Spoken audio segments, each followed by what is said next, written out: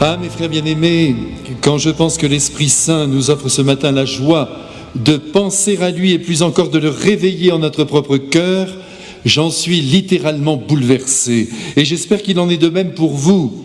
Allez, je vous en prie, soyez bouleversés avec moi par l'Esprit de Dieu reçu au jour de notre baptême, car c'est lui et lui seul qui, de toute son énergie vitale, nous fait marcher droit dans les pas du Christ. On lui doit tout, vous m'entendez, tout. Il est donc urgent, oui mes frères, il est urgent de reprendre conscience que le Saint-Esprit entend souffler avec force dans le poumon de nos âmes, de manière à ensoleiller nos vies de sa lumière, à les fortifier de sa puissance, à les diriger de ses inspirations. Mais évidemment, pour qu'il agisse de la sorte, encore faut-il l'invoquer, l'écouter et bien sûr le suivre, autrement dit, le réveiller, car souvent il dort dans les profondeurs de nos êtres, ou plutôt nous le laissons dormir.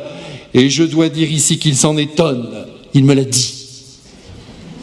Aussi, en ce jour de Pentecôte, c'est le moment idéal pour nous remettre face à lui, en nous émerveillant de la grandeur de sa mission et en profitant, enfin, c'est le bon verbe, de son immense pouvoir.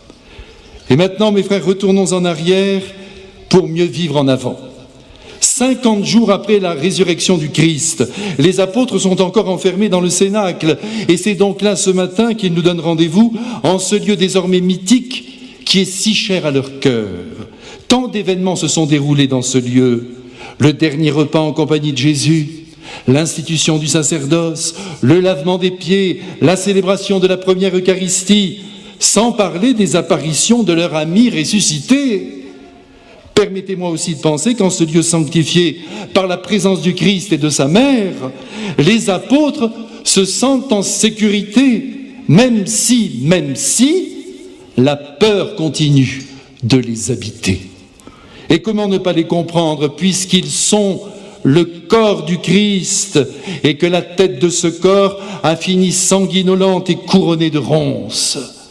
Les apôtres ne peuvent pas ne pas imaginer que leur tour est peut-être arrivé d'aller présenter leur torse au fouet des bourreaux et leurs bras et leurs pieds à la brûlure des clous.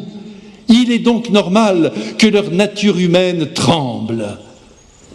Mes frères, lorsque j'ai pris la mesure de l'horreur des attentats qui eurent lieu à Paris le 13 novembre dernier, je vous avoue que j'ai frémi, oui j'ai frémi, malgré le désir du martyr qui parfois me frôle, parfois. Et je songe à cette maman qui dernièrement m'a écrit pour me faire partager ce qui a été la peur de sa vie, car l'un de ses fils se trouvait au Bataclan, couché sur le sol, attendant l'heure fatidique de sa mort. Par je ne sais quel miracle, ce garçon a d'ailleurs été épargné, mais il n'empêche que le traumatisme est là, bien ancré dans son être. Il a notamment raconté que lorsqu'un téléphone portable sonnait, immédiatement un terroriste s'approchait et abattait son détenteur en pleine tête. En entendant ce récit, je me suis alors imaginé être à la place de ce garçon et je me suis dit, moi je me serais levé et j'aurais crié « Vive Jésus !» Et pourtant, à l'heure où je vous parle, je tremble encore de peur et j'avoue être heureux de ne pas avoir été compté au nombre de ces personnes livrées à l'abattoir de ces pauvres bourreaux endoctrinés. C'est là que nous voyons, mes frères, toute la distance qui peut exister entre nos idées et nos intentions, aussi nobles soient-elles, et la réalité qui n'est jamais facile à accueillir, si bien qu'en cette année comme jamais, je comprends la peur des apôtres et le double tour de verrou qu'ils ont donné à la porte du Cénacle durant plus d'un mois. Mes frères, au fond, nous ne valons pas grand-chose quand la peur nous étreint, et sur cette terre qui peut dire que la peur n'a aucun pouvoir sur lui. Même Satan a peur. Eh oui. Voyez, les cloches me donnent raison. Saint Antoine, non pas celui de Padoue, mais le grand Saint Antoine, l'inventeur de la vie monastique, a affirmé un jour, je ne sais plus où, que le démon redoutait la prière, le jeûne, la pauvreté volontaire, la miséricorde et même l'humilité, mais qu'il avait tout simplement peur quand il voyait une âme éprouver pour Jésus un immense amour. Satan connaît donc la peur. Et malheureusement pour lui, cette peur va durer éternellement. Après Satan, et cela nous donne du courage au regard de nos propres limites, les saints ont connu aussi la peur. Tenez, je ne prends qu'un exemple. Saint François de Sales avait peur de la nuit. Il tremblait quand elle descendait sur sa région. Et c'est à force d'exercice, par de multiples efforts, qu'il est parvenu à maîtriser son imaginaire, à retrouver son calme et même à ressentir une certaine joie dans la nuit. Aussi, mes frères, les peurs qui nous oppressent, il faut leur livrer bataille. Il faut tout faire pour les dominer, car leur pouvoir paralysant est immense. Et de plus, dixit George Sand, à qui volontiers d'ailleurs je fais confiance, la peur, disait-elle, ne guérit pas l'égoïsme, elle l'augmente.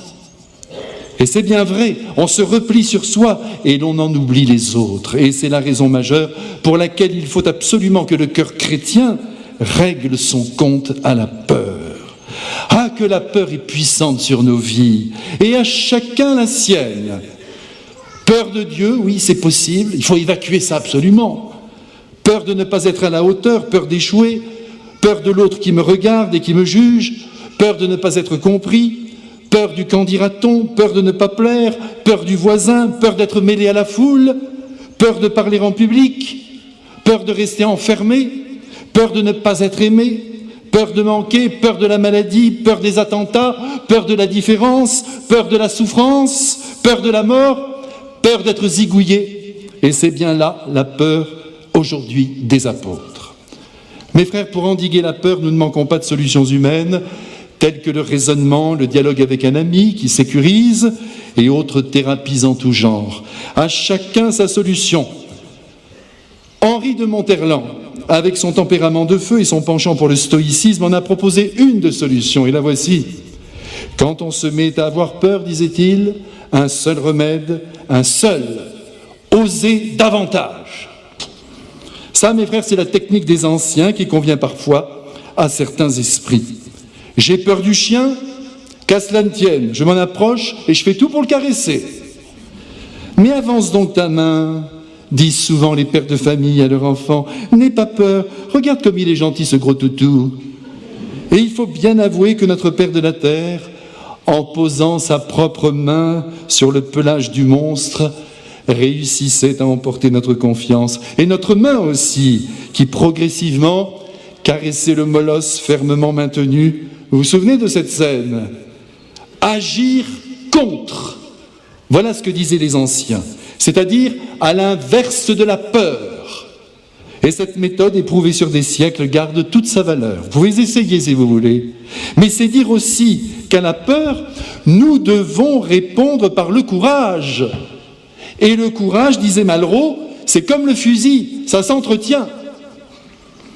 C'est donc par la répétition d'actes courageux que progressivement la peur va s'estomper de nos esprits et que la vertu de courage va prendre possession de toutes nos pensées et de toutes nos actions. Trop souvent, hélas, nous associons le courage aux actes héroïques et nous oublions que cette vertu nous est donnée pour s'exercer sur le plus concret de nos journées. De fait, le courage, mes frères, c'est un état d'esprit, c'est une manière de vivre, c'est un élan. Et plus un homme est courageux de manière constante, plus les peurs auront du mal à le déstabiliser, car elles trouveront devant elles un tempérament combatif qui ne se laissera pas faire. Cette manière de vivre courageuse, enthousiaste, vivifiante, il faut donc la cultiver à tout prix, dès la première seconde où notre journée s'écrit, autant dire dès le saut du lit. Oui, il y a une façon courageuse de débuter le jour qui commence. Si déjà quand le réveil sonne, l'oreiller finit non plus sous la tête, mais sur la tête, nous sommes déjà dans le camp des vaincus. Tant pis si le soleil appelle, si le sommeil est là, encore 5 minutes, voyons. Si le duvet nous berce de sa douce chaleur, allez courage, il commence ici ce courage, allez debout. Et ce premier geste volontaire va induire le climat de tous les autres, la douche, le petit déjeuner, la prière bien sûr, et le travail qui nous attend. Et cette dynamique d'effort propulsera notre vie dans un beau mouvement de courage et d'énergie.